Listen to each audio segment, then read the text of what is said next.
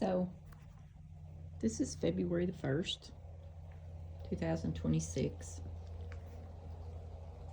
We've had an ice storm, obviously. Started last Friday night. This is the following Sunday. And it was about 4 inches of solid ice. And so cold. We have cabin rentals, overnight cabin rentals. And so with that, when you're going to have an ice storm, comes a lot of preparation.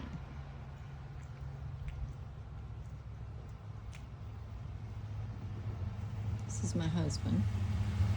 He's coming up the hill. He's going over to the cabins. Two of the cabins' hot water heaters. We have on-demand hot water heaters in the cabins. Two of them froze and busted. So today they're out in this putting in new hot water heaters.